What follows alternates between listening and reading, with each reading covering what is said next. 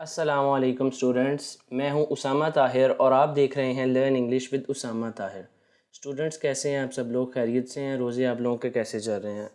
मैं उम्मीद करता हूं कि सब लोग खैरियत से होंगे और रोज़े भी अच्छे अच्छे गुजर रहे होंगे। स्टूडेंट्स, जैसा कि आप जानते हैं कि मैं लैंग्वेज टीचिंग मेथड्स के ऊपर वीडियोस बना रहा था और आज जिस मेथड के ऊपर मैं डिस्कशन करने जा रहा हूं, जिस मेथड को हम रिवाइज़ करेंगे, डिस्कस करेंगे, वो मेथड बहुत इंटरेस्टिंग है। उसके इंटरेस्टिंग होने की बुनियादी वजह ये है कि ये एक ऐसा मेथड है जो आया और छा गया। आया और बाकी तमाम ट्रेडिशनल मेथड्स को, ट्रेडिशनल अप्रोचेस को खा गया, ख़त्म कर गया, सरपास कर गया, उनसे आगे निकल गया, उनको इसने रिप्लेस कर दिया। ठीक है, ये मेथड इस कदर फिजिबल था स्टूडेंट्स के लिए, लर्नर्स के लिए, उनके एंड से, कि इतना ज़्यादा पसंद किया गया कि स्टिल हम इसको, स्टिल क्या, हम यूज़ ही इसको कर रहे हैं मुख्तलिफ मॉडिफाइड फॉर्म्स में। इसी मेथड को अब यूज़ किया जाता है। बुनियादी तौर पे जितने भी हमने मेथड्स पढ़े, हमने उनमें क्या देखा? सबसे पहले देखें जी जीटीएम मेथड के अंदर हमने ग्रामर ट्रांसलेशन मेथड के अंदर हमने ग्रामर पे फोकस देखा, ट्रांसलेशन पे फोकस देखा, बात ख़त्म। डायरेक्ट मेथड पे हमने स्पीकिंग लिसनिंग पे फोकस किया। ठीक है, नेचुरल वे पे लर्न करना सीखना चाहिए, लेकिन उसकी कोई प्रॉपर लेआउट या प्रिंसिपल्स ऐसे नहीं थे जिसमें वो चल सकता। ठीक है, फिर audio lingual method, army method था, जो कि सिर्फ एक हवा का झोंका ही मैं समझता हूँ कि वर्ल्ड वॉर 2 शुरू हुई और उन्होंने फटाफट कोई ऐसे मेथड की ज़रूरत पेश आई। ठीक है, उन्होंने कहा मेमोराइज़ करवाओ इन्हें, इस तरह करो, उस तरह करो, लेबर की तरह उन्हें, मतलब मैकेनिकल हैबिट फॉर्मेशन, वो भी फेल हो गया। उसके बाद हमारे पास ओरल अप्रोच आई, जो मैं आपको पढ़ा चुका। वो किसी हद तक थोड़ा बहुत सिचुएशन बेस्ड लैंग्वेज को समझना उसने स्टार्ट किया कि लैंग्वेज जो है कोई कम्युनिकेटिव टूल भी होता है। जो आज का हमारा मेथड है वो है कम्युनिकेटिव लैंग्वेज टीचिंग। ठीक है, ये बहुत फेमस हुआ, a language teaching approach that change the course of teaching by replacing all other traditional approaches. अब इस मेथड ने ना तो ग्रामर पे फोकस किया, इस मेथड ने ना तो ट्रांसलेशन पे फोकस किया, ना ही अंधाधुंध लैंग्वेज लर्निंग पे फोकस किया जो डायरेक्ट मेथड में है कि बस नेचुरल वे में। ठीक है, इस मेथड ने ये कहा कि लैंग्वेज एक कम्युनिकेटिव टूल होता है और इसको उतना उसी तरह से सीखा जाना चाहिए। ज़्यादा फोकस ग्रामर पे या बिल्कुल 100% एक्यूरेट प्रोनाउंसिएशन पे नहीं होना चाहिए। अंडरस्टैंडेबल अगर आपकी प्रोनाउंसिएशन है, अंडरस्टैंडेबल आपकी ग्रामर है, चाहे मिस्टेक्स नहीं है, लेकिन आप अपना मैसेज अगर कन्वे कर पा रहे हैं तो आप कम्युनिकेटिव लैंग्वेज टीचिंग में पूरा उतरते हैं और you are a good learner, आप एक अच्छे लर्नर हैं। यही इसने ये बताया और ये मेथड इसीलिए पसंद किया गया कि इसने लैंग्वेज के ज़रिए से हम जो मुख्तलिफ फंक्शंस परफॉर्म करते हैं ना, मुख्तलिफ हम फंक्शन परफॉर्म करते हैं, आस्क क्वेश्चन, कमांड देने के लिए, नसीहत करने के लिए, खुशी में, गमी में, मैसेज कन्वे करने के लिए, इसने उन फंक्शंस पे फोकस किया, ना कि ग्रामेटिकल करेक्टनेस पे, ना कि ट्रांसलेशन पे, ना कि स्ट्रक्चर पे। ठीक है, इसने लैंग्वेज को एक कम्युनिकेटिव टूल समझा, ना कि स्ट्रक्चर्स का मजमूआ। तो ये कुछ इसके अंदर जो थे ना, आप ये कह लें कि बिल्कुल ही ऑपोजिट आइडियाज़ थे। बाकी तमाम मेथड्स जो थे एक दूसरे से मिलते जुलते भी थे, एक दूसरे से बहुत ज़्यादा उनकी सिमिलैरिटीज़ भी थी, इतनी कॉन्ट्रडिक्शंस भी नहीं थी, लेकिन इस मेथड ने सारे कॉन्ट्रडिक्टरी आइडियाज़ दिए बाकी तमाम मेथड से और उनको पीछे छोड़ दिया। अब विदाउट वेस्टिंग टाइम हम इसको मज़ीद आगे लेके चलते हैं, हिस्टोरिकल बैकग्राउंड इसका पढ़ते हैं। ये पता नहीं आज मुझे इतनी खांसी क्यों आ रही है। अच्छा, हिस्टोरिकल बैकग्राउंड हम इसका स्टडी करते हैं। वो क्या है कि ये 1960s के लेट में, यानी कि 1960 के एंड पे ये स्टार्ट हुआ। ठीक है, और ये रिस्पॉन्स था सिचुएशनल लैंग्वेज टीचिंग के लिए। सिचुएशनल लैंग्वेज टीचिंग जो था ना, वो मैं ये तो नहीं कहता कि फ़ेल होना शुरू हो गया था। कोई भी मेथड स्टूडेंट्स फेल नहीं हुआ। ठीक है, हर मेथड ने अपने इरा में राज किया, हर मेथड ने अपने दौर में चला, स्टूडेंट्स को हेल्प आउट किया, इंस्टीट्यूशंस ने उन्हें इस्तेमाल किया। लेकिन फिर जब जैसे जैसे मॉडिफिकेशंस आती गई, पहला मेथड निगलेक्ट हो जाता और नेक्स्ट मेथड आ जाता। अब ये जो मेथड था ना, ये रिस्पॉन्स था सिचुएशनल लैंग्वेज टीचिंग में, क्योंकि सिचुएशनल लैंग्वेज टीचिंग में कुछ फ्लॉज थे। वो इतना अपडेटेड नहीं था, कम्युनिकेटिव एबिलिटीज़ को इतना ज़्यादा वो कोई लेआउट नहीं देता था। ठीक है, और वो उसके रिस्पॉन्स में हमने ये मेथड स्टार्ट किया, यानी कि मेथड स्टार्ट हुआ। नेक्स्ट है हमारे पास replaced all other traditional methods, जो कि मैं आपको बता चुका हूँ। Noam Chomsky theory of performance and competence in language give rise to CLT, यानी कि कम्युनिकेटिव लैंग्वेज टीचिंग। अब नाउम चॉम्स्की जो था ना वो एक लिंग्विस्ट था। इसने एक थ्योरी पेश की कि लैंग्वेज के अंदर एक लैंग्वेज परफॉर्मेंस होती है और एक कॉम्पिटेंस होती है, और फिर इसने उन्हें डिस्टिंग्विश किया। कॉम्पिटेंस से मुराद अहलियत है, यानी कि आप ज़ुबान के बारे में कितना जानते हैं, ये एक बात अलग है। दूसरा इसने थ्योरी पेश की, थ्योरी ऑफ परफॉर्मेंस। परफॉर्मेंस से मुराद है कि अब आप लैंग्वेज को तो जानते हैं, लेकिन लैंग्वेज को इस्तेमाल करना कितना जानते हैं, वो आपकी परफॉर्मेंस है। इसकी मिसाल आप इस तरह से ले लें कि आपको इंग्लिश के हर टेंस का पता है, ग्रामेटिकल रूल्स का पता है, आपकी लेक्सिकल आइटम्स भी अच्छी हैं, लेकिन आपके अंदर कॉन्फिडेंस की कमी है या आपने कभी प्रैक्टिस नहीं किया, आपकी परफॉर्मेंस जो है वो तो 0 है, लेकिन आपकी कॉन्फिडेंस जो है वो 100 है। और ऐसा बहुत सी सिचुएशंस में होता है। अब अगर कोई इंसान कहे कि वो उर्दू का नेटिव स्पीकर है, हर इंसान 700-800 बंदों के सामने परफॉर्मेंस नहीं दे सकता अपनी लैंग्वेज की। हाँ, कॉन्फिडेंस हर नेटिव स्पीकर के अंदर मौजूद है, यही आप के लिए मिसाल काफ़ी है। It attracted the kind of learners who are not willing to devote multiple years to learn language. इसने उन लर्नर्स को अट्रैक्ट किया जो बहुत ज़्यादा साल नहीं स्टडी को दे सकते थे, बल्कि कम टाइम में लैंग्वेज सीखना चाहते थे। What is communicative language teaching? अब ये बेसिकली है क्या?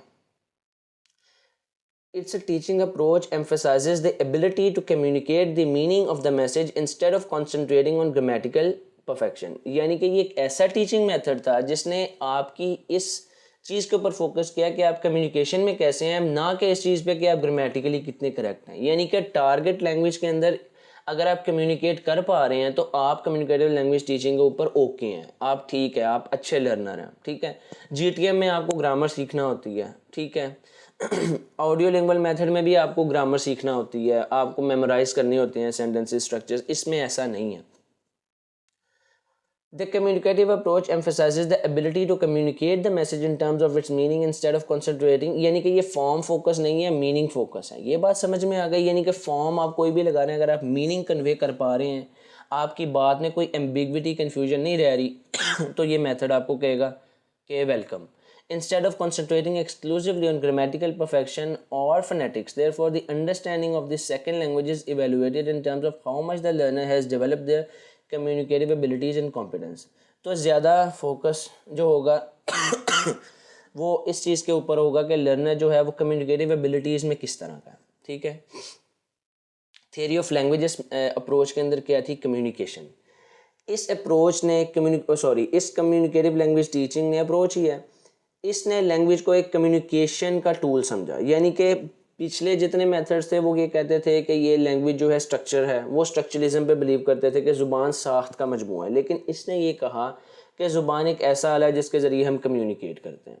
थ्योरी ऑफ लैंग्वेज लर्निंग इसकी क्या थी कि ये क्या समझता था कि ज़ुबान किस तरह से सीखी जानी चाहिए। वो थी language is learned in authentic real like communicative environment.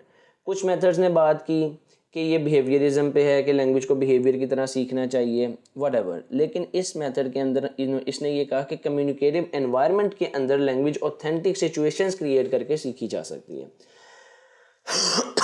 Authentic से मुराद होती है रियल लाइक। कोई भी चीज़ ऑथेंटिक होती है जब वो प्रैक्टिकली एप्लीकेबल हो सके, सोसाइटी के अंदर जो है प्रैक्टिकली आपको नज़र आए, वो ऑथेंटिक होती है, ठीक है। एक ऑथेंटिक कार वो होगी जो आपके बेसिक नीड्स को, आपकी प्रैक्टिकल रियलिस्टिक आपके कंट्री की नीड्स को पूरी करती है ना, वो एक ऑथेंटिक मटेरियल होगा, ऑथेंटिक प्रोडक्ट होगी। की फीचर्स इसके क्या हैं कि understanding occurs through active student interaction in the foreign language. अब इसमें फॉरेन लैंग्वेज के अंदर इंटरेक्शन होगी और उससे आप ज़ुबान सीखोगे। Teaching occurs by using authentic English test. अब वही फरसूदा इंग्लिश टेक्स्ट नहीं होंगे, बल्कि ऑथेंटिक आपकी रियल लाइफ से रिलेटेड हो सकती हैं, आपकी डेली रूटीन हो सकती है, how much you love your mother हो सकता है, उसकी रीजंस लिखें। यानी कि जो चीज़ें आपकी रियल लाइफ सिचुएशन है, योर एम, योर पैशन, वो पुराने टेक्स्ट नहीं होंगे, जो पुराने किस्से कहानियाँ नहीं। ऑथेंटिक जो आपकी प्रैक्टिकल लाइफ से रिलेटेड चीज़ें होती हैं कि how to get a job, या ऑथेंटिक यानी कि जॉब इंटरव्यू, इस तरह की चीज़ें जो रियल लाइफ चीज़ें होती हैं। Students not only learn the second language but they also learn strategies. अब सिर्फ ज़ुबान ही सिखानी बल्कि उनको स्ट्रेटजीज सिखानी है कि जहाँ पे कोई मुश्किल वर्ड आ जाए उसे प्रोनाउंस कैसे करना है, कोई मुश्किल वक्त वर्ड लिसन सुनना पड़े उसको समझना कैसे है, उसको स्ट्रेटजीज के थ्रू लैंग्वेज को लर्न करवाना है ना। Importance is given to learners' personal experiences and situations which are considered as an invaluable contribution to the content of the lesson. अब स्टूडेंट के जो पास्ट एक्सपीरियंसेस हैं, सिचुएशंस हैं, उनको रद्द नहीं किया जाएगा, बल्कि उनकी बेस पे उसे ज़ुबान सिखाई जाएगी। हो सकता है उसको स्टेज पे खड़ा करके बोला जाए कि आप अपने पर्सनल एक्सपीरियंसेस शेयर करें। अब यूज़ तो वो टारगेट लैंग्वेज कर रहा है, लेकिन डिपेंड वो किस पे कर रहा है, अपने पास्ट एक्सपीरियंसेस पे कर रहा है। Using the new language is unrehearsed. ये ऑडियो लिंगुअल मेथड की तरह नहीं है कि आपको स्क्रिप्टेड डायलॉग्स मेमोराइज करवाए जाएंगे, नहीं, बल्कि आप अनरिहर्स्ड नेचुरल एनवायरनमेंट के अंदर, कॉन्टेक्स्ट के अंदर लैंग्वेज बोलना सीखेंगे, ताकि आप आउटसाइड ऑफ द क्लासरूम भी लैंग्वेज को यूज़ करने के काबिल हो सकें। CLT में मीनिंग इज़ पैरामाउंट। कुछ मेथड्स हैं जिनमें फॉर्म के ऊपर फोकस दिया गया है, यानी कि आपकी फॉर्म सही है, यानी फॉर्म से मेरी मुराद है आप टेंस सही लगा रहे हैं, वर्ब सही लगा रहे हैं, इज़ एम आर जहाँ लगना है वहाँ इज़ एम आर लगा रहे हैं, इज़ लगा रहे हैं, एम लगा रहे हैं, वो इस चीज़ पे फोकस करते थे। लेकिन इस मेथड ने कहा कि आपका मीनिंग कन्वे अगर हो रहा है और अगर कोई ग्रामेटिकल एरर हो भी गया तो it's okay. Dialogues, if used centered around communicative function, are not normally memorized like an audiolingual method. कोई इसमें डिफ़िकल्टी नहीं, मैं समझता कि आपको मुझे समझाना पड़े, फिर भी थोड़ा सा बता देता हूँ कि इसके अंदर अगर डायलॉग्स यूज़ होंगे भी तो वो नेचुरल होंगे, रियल लाइक होंगे, जिनका कोई ना कोई फंक्शन होगा, जैसे कि कोई बात पूछना, किसी को मुतवज्जा करना, किसी को हुक्म देना, एडवाइस करना, उसका कोई ना कोई फंक्शन होगा जो हम लैंग्वेज के थ्रू परफॉर्म करते हैं, और इन्हें मेमोराइज़ नहीं करवाया जाएगा, बल्कि बच्चे को इनकी सिर्फ प्रैक्टिस करवाई जाएगी। ऑडियो लिंगुअल में इन्हें मेमोराइज़ करवाया जाता था, एक मैकेनिकल हैबिट फॉर्मेशन प्रोसेस था वो, ऐसा कुछ नहीं होगा। नेक्स्ट है कॉन्टेक्चुअलाइजेशन इज़ द बेसिक कंसर्न। अब लैंग्वेज जितनी भी होती है ना, हम वो कॉन्टेक्स्ट में बोलते हैं। एक वर्ड का कॉन्टेक्स्ट में मतलब और होता है, उसी वर्ड का कॉन्टेक्स्ट में मतलब और होता है। जैसे कि अगर कॉन्टेक्स्ट है, एक मैं आपको बताता हूँ, फिजिकल कॉन्टेक्स्ट भी है और साइकोलॉजिकल भी है। यानी कि टाइम से रिलेटेड ये है कि आप स्कूल में ना लेट एंटर हुए हैं क्लास में, आपका टीचर बोले बड़े टाइम से आ गए हो। अब यहाँ पे कोई पागल ही होगा जो इस कॉन्टेक्स्ट को समझ ना पाए और ये ना समझे कि टीचर तंज कर रहा है, असल में वो ये कहना चाह रहा है कि तुम देर से आए हो और देर से क्यों आए हो। ठीक है, अब मिसाल के तौर पे आपको को आपका दोस्त फ़ोन करता है कि आज हम ना स्विमिंग करने जाते हैं और काफ़ी सर्दी है, जाड़ा है, ठीक है, और आप उसको कहो हाँ मौसम तो वाकई बहुत गर्म है, नहाने जाना भी चाहिए। कॉन्टेक्स्ट में समझ आ रही है कि आप ये कहना चाह रहे हैं कि भाई इतनी सर्दी में क्या करने जाना है। अब एक कॉन्टेक्स्ट है, मैं कहता हूँ बहुत गर्मी लग रही है और इशारा है या मैं देख विंडो की तरफ रहा हूँ, तो मेरा कॉन्टेक्चुअल मीनिंग ये है कि इस विंडो को खोल दो। हालांकि लैंग्वेज में तो ये चीज़ दिखाई नहीं दे रही, मैं सिर्फ ये कह रहा हूँ कि आज मौसम गर्म है। तो इसी तरह मीनिंग जो कन्वे किया जाता है वो कॉन्टेक्स्ट के थ्रू, कॉन्टेक्स्ट की अंडरस्टैंडिंग बहुत ज़्यादा ज़रूरी है। तो कॉन्टेक्चुअलाइजेशन से यही मुराद है कि बच्चे को कॉन्टेक्स्ट की समझ आना स्टार्ट हो जाए। नेक्स्ट है language learning means learning to communicate. अब लैंग्वेज लर्निंग से मुराद ग्रामर पे फोकस आ जाना, ट्रांसलेशन एबिलिटीज़ पे फोकस आ जाना नहीं है, रीडिंग राइटिंग स्किल्स नहीं है, बल्कि अगर आप कम्युनिकेट कर पा रहे हो तो आपकी लैंग्वेज लर्निंग स्टार्ट है, आप लैंग्वेज लर्न कर रहे हैं। Effective communication is established in the target language. Drilling में occur but not too often. Drilling अगर होगी भी तो बहुत कम होगी, ठीक है। Comprehensible pronunciation is sought. अब 100% एक्यूरेसी रिक्वायर्ड नहीं है। अगर आपकी प्रोनाउंसिएशन एवरेज भी है लेकिन आपकी बात समझ में आ रही है तो इट्स ओके। कॉम्प्रिहेंसिबल होनी चाहिए, समझ आने के काबिल।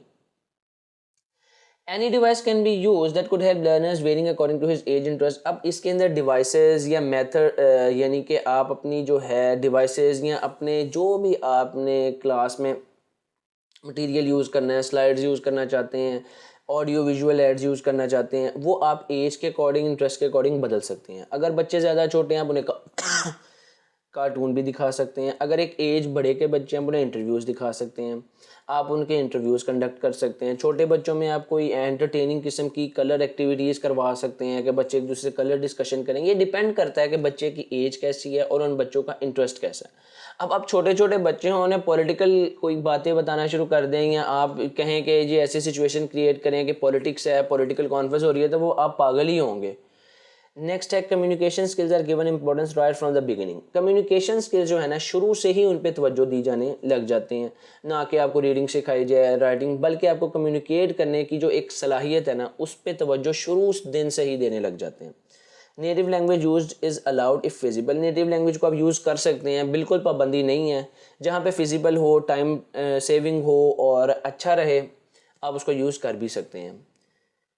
ट्रांसलेशन भी यूज़ हो सकती है अगर वो स्टूडेंट को बेनिफिट करती है, टाइम सेव करती है, उसको अच्छे से समझा पाती है, टीचर के लिए भी अच्छा रहता है, तो आप यूज़ कर सकते हैं। यानी कि ये मेथड इतना ऑर्थोडॉक्स या रिजिड नहीं है, आप इसके अंदर वेरिएबल्स हैं, आप इनको चेंज कर सकते हैं। Writing and reading can start from first day if desired. आप रीडिंग एंड राइटिंग पहले दिन से भी स्टार्ट कर सकते हैं, कोई पाबंदी नहीं है कि उसको डिले करना है। Communicative competence is the desired goal, the ability to communicate is desired. अब लैंग्वेज कॉम्पिटेंस से ये मुराद थी कि ज़ुबान की अहलियत होना, कॉम्पिटेंस से मुराद है अहल होना, किसी चीज़ को कर सकना। कम्युनिकेटिव कॉम्पिटेंस से मुराद ये है कि आप उस ज़ुबान के अंदर कितनी कम्युनिकेट करने की सलाहियत रखते हैं। यही इस मेथड का, इस अप्रोच का गोल था कि आप टारगेट लैंग्वेज में कम्युनिकेट कर पाएँ। Language learning is how easily you can use it or how much you are struggling in using it to communicate rather than just knowing grammar and structure। अब ज़ुबान में ग्रामर या structure सीख लेना enough नहीं होता। अगर आप उस टारगेट लैंग्वेज के अंदर, सेकंड लैंग्वेज के अंदर कम्युनिकेट ही नहीं कर पा रहे तो आपको कोई फ़ायदा नहीं है। अब जैसे इसकी मिसाल आप पाकिस्तान से ले लें। अब हमारा एजुकेशनल सिस्टम, हमारे स्कूल्स में, आप कॉलेजेस तक देख लें, ग्रामर ट्रांसलेशन मेथड जो है अप्लाई होता है। यानी कि ट्रांसलेशन एक्सरसाइजेज होती हैं, ठीक है, बाइलिंगुअल वर्ड लिस्ट्स होती हैं, उर्दू इंग्लिश मीनिंग्स होते हैं ठीक है, टेंसेस सिखाए जाते हैं, ग्रामर सिखाई जाती है। हम कभी भी कम्युनिकेट करने के लैंग्वेज में काबिल नहीं होते। हमारे सामने अगर कोई नेटिव स्पीकर आ जाए तो हमें समझ नहीं आएगी, ना उसे हमारी समझ आने लगी है, क्योंकि माशाल्लाह जैसा हमारी प्रोनाउंसिएशन होती है या हमारी कम्युनिकेटिव एबिलिटीज़ होती हैं। अब इसकी वजह क्या है कि हमें मेथड गलत से पढ़ाया गया। वही पुराना फरसूदा 15वीं सदी वाला मेथड हमें लेके अभी तक पढ़ाया जा रहा है। उसकी बहुत सी वजूहत हैं, फंडिंग की कमी, अकल की कमी, पॉलिसीज़ की कमी, वो हम यहाँ पे डिस्कस नहीं करने के लिए बैठे, लेकिन मैं आपको एक बेसिक बता दिया कि इसकी ये सीन चल रहा है। नेक्स्ट है language is created by student often through trial and error. अब जब बच्चा कम्युनिकेट करेगा, ग्रामर उसके पास नहीं है, स्ट्रक्चर उसको नहीं सिखाया गया, तो वो ट्रायल एंड एरर करेगा, गलतियाँ करेगा और उन गलतियों से खुद ही सीख जाएगा। Fluency an acceptable language is primary goal, accuracy is judged only in context. यानी कि आप फ्लुएंट होने चाहिए हो, एक्सेप्टेबल लैंग्वेज होनी चाहिए आपकी, यानी कि अंडरस्टैंडेबल हो। एक्यूरेसी सिर्फ कॉन्टेक्स्ट में देखी जाएगी कि आप कॉन्टेक्स्ट के अंदर एक्यूरेटली बिहेव कर रहे हो या कॉन्टेक्स्ट में आप चीज़ों को समझने में, अंडरस्टैंड करवाने में भी गलती कर रहे हो, तो वो एक्यूरेसी पे बात आएगी, तो आपको एक्यूरेट होना ही पड़ेगा। Fluency is given priority over accuracy sometimes, यानी कि आप फ्लुएंट होने चाहिए, क्योंकि जब आप कम्युनिकेट कर रहे होते हो आपके पास इतना टाइम नहीं होता कि आप एक्यूरेसी पे फोकस्ड हो और फ्लुएंसी आपकी बहुत ही डाउन चली जाए, बहुत ही मिनिमाइज हो जाए, ऐसा अच्छा नहीं होता। ठीक हो गया। नेक्स्ट आपके पास आ गया students will communicate with other fellows through discussions, writing and other means. ठीक है। नेटिव और target language will be simultaneously use, दोनों लैंग्वेजेस आप इंटरचेंजेबली यूज़ कर सकते हैं, अपनी नेटिव भी और टारगेट लैंग्वेज जो आप सीख रहे हैं। Interest and motivation is arouse through content that language will convey. अब आप जितना भी टेक्स्ट मटेरियल करवाते हैं बच्चों को या बच्चों की क्लास में एक्टिविटीज़ होंगी, वो उनके इंटरेस्ट को अराउज करनी चाहिए, एंटरटेनिंग होनी चाहिए, ऑथेंटिक होनी चाहिए, रियल लाइक होंगी तो बच्चा अट्रैक्ट होगा और इसी बहाने वो लैंग्वेज को भी सीख लेगा और कम्युनिकेशन एबिलिटीज़ को भी इन्हेंस कर लेगा। मिसकंसेप्शन क्या है, कुछ लोग ये समझते हैं कि जो ये मेथड है ना, ये सिर्फ कॉन्वर्सेशन के थ्रू जो है लैंग्वेज टीच करता है, लेकिन ऐसी बात नहीं है। इस मेथड के अपने रूल्स हैं, कोऑपरेटिव लर्नर स्ट्रक्चर ज़रूर है, लेकिन इस लैंग्वेज के अपने रूल्स हैं, रेगुलेशंस हैं। सिर्फ कॉन्वर्सेशन के थ्रू लैंग्वेज नहीं सिखाई जाती। ये मैं पूरा रीड आउट नहीं करने लगा, पॉज करके इस मिसकंसेप्शन को पढ़ भी सकते हैं, मैं आपको सिर्फ एक्सप्लेन कर दिया। नोशनल फंक्शनल सिलेबस इस अप्रोच के अंदर यूज़ किया गया था। वो सिलेबस क्या था? The notional syllabus is a proposal for the teaching of language created by D A Wilkins and also propose by Van Ek and Alexander in 1975। यानी कि द नोशनल सिलेबस 1972 जो था वो डी ए विल्किंस ने दिया, फिर propose आगे उसको मज़ीद किया वैन एक एंड अलेक्जेंडर ने 1975 में। उसमें था क्या? The notional functional approach in English as a second language is a way of structuring a syllabus. ये एक ऐसा तरीका था जिसमें स्ट्रक्चर बनाया जाता है अराउंड नोशंस के इर्द गिर्द, आइडियाज़ के इर्द गिर्द, यानी रियल लाइफ सिचुएशंस के अंदर in which people communicate. We are further broken down into function specific aims of communication. Notional, functional. Notion कोई भी दे दी जाएगी, जैसे एक आइडिया होगा शॉपिंग।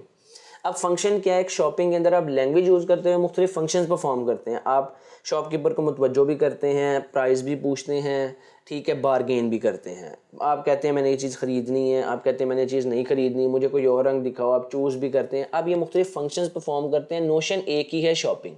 ठीक है। अगर आप किसी से रास्ता पूछ रहे हैं तो आपका नोशन है आस्क फॉर द डायरेक्शन, फिर आप वही चीज़ें करते हैं, पहले आप ग्रीटिंग करते हैं, फिर आप उसको मुतवज्जो हो गया, ये आपका फंक्शन था। अब आपका दूसरा फंक्शन है उससे रास्ता पूछना, आस्किंग फॉर द डायरेक्शन, ठीक है। अब उसने आपको रास्ता बताया, आपको समझ नहीं आया, asking for the direction, again आपका एक फंक्शन 2 आ गया। यानी कि एक आइडिया है और आप उस आइडिया को लेते हुए मुख्तलिफ फंक्शंस लैंग्वेज के थ्रू परफॉर्म करते हैं। जैसे कि आप अगर ऑर्डर देते हैं रेस्टोरेंट में, तो आपका आइडिया क्या है, to give order, to give order. अब आप उसके लिए किस तरह से मुतवज्जो करते हैं, प्राइजेस पूछते हैं, स्पेशल आइटम्स कौन कौन सी आज मौजूद हैं, ठीक है, एट्सेट्रा, ये आप फंक्शंस यूज़ करते हैं। When designing a lesson, teacher in TESOL often choose a real world situation as their notion। अब जो भी नोशन होगा वो रियल वर्ड सिचुएशन होगा, जो मैंने आपको सिचुएशंस 2 बताई इस तरह की होंगी। And choose corresponding functions to teach to prepare students to communicate in that situation in the lesson. जैसे कि मैंने आपको बताया, फिर वो फंक्शंस उन्हें बता दिए जाएंगे। For example, a lesson might be about how to buy something, ये वही आ गया। Shopping is a notion, functions are given below.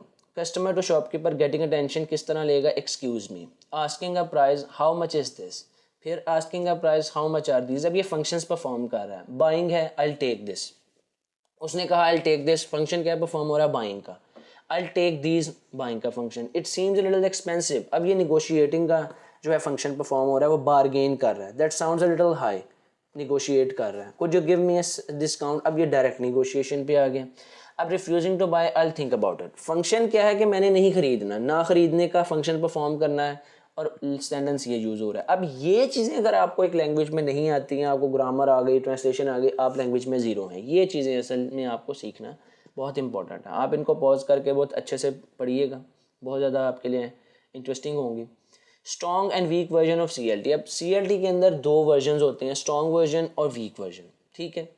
हम जो यूज़ करते हैं या आजकल यूज़ हो रहा है वो वीक वर्जन है, मैं आपको पहले ही बताता चलूँ। अब मैं आपको एक्सप्लेन कर देता हूँ कि स्ट्रॉन्ग एंड वीक वर्जन होता क्या है। Howard 1984 distinguishes between a strong and a weak version of CLT।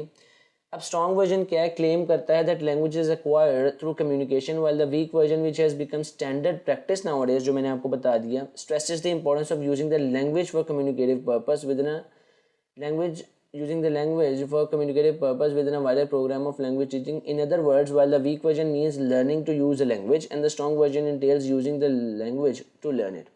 अब वीक वर्जन के अंदर क्या है कि बच्चे को ये सिखाया जाए कि लैंग्वेज को यूज़ कैसे करना है, जो कि क्लासरूम्स में सिखाया जाता है। लर्निंग टू यूज़ लैंग्वेज, ठीक है, बच्चा ये सीखता है कि ज़ुबान को कैसे यूज़ करना है। कम्युनिकेटिव एबिलिटीज़ इन्हेंस की जाती हैं, फिर उसको लैंग्वेज पे लगाया जाता है। स्ट्रॉन्ग वर्जन इंटेल ये कहता है कि using the language to learn it, language use करते रहें आपको आ जाएगा। ये स्ट्रॉन्ग वर्जन जो है ज़्यादा रियल एटमॉस्फेयर में, बाहर ज़्यादा यूज़ होता है, मार्केट्स में, पब्लिक प्लेसेस पे। लेकिन वीक वर्जन ये क्लासरूम के अंदर, जिसके अंदर आपको पहले नोट्स दिए जाएंगे, हर चीज़ दी जाएगी। स्ट्रॉन्ग और वीक यहाँ पे जो बताया गया है वो यही बताया गया है कि स्ट्रॉन्ग वर्जन के अंदर आपको नोट्स नहीं दिए जाएंगे, आपकी ट्रेडिशनल प्रैक्टिसेस नहीं होंगी। लेकिन वीक वर्जन जो है क्लासरूम एक्टिविटीज़ की तरह होगा, इसमें नोट्स भी होंगे, आपको पहले कम्युनिकेट करना सिखाया भी जाएगा, फिर आप लैंग्वेज यूज़ करोगे। ऊपर वाले में, स्ट्रॉन्ग मेथड में, आपको लैंग्वेज के बारे में, लैंग्वेज यूज़ करते करते आप कम्युनिकेशन की तरफ जाओगे, और वीक वर्जन में कम्युनिकेशन करते करते लैंग्वेज की तरफ जाओगे, ठीक है। एक्टिविटीज़ क्या हो सकती हैं कम्युनिकेटिव लैंग्वेज टीचिंग के अंदर? रोल प्लेज हो सकते हैं, यानी कि आपको डायलॉग्स दे दिए जाएं, ठीक है, एक ड्रामा की सूरत में आप एक्टिविटी करो, ठीक है, लेकिन उसके अंदर डायलॉग्स जो होंगे रियल लाइक होंगे।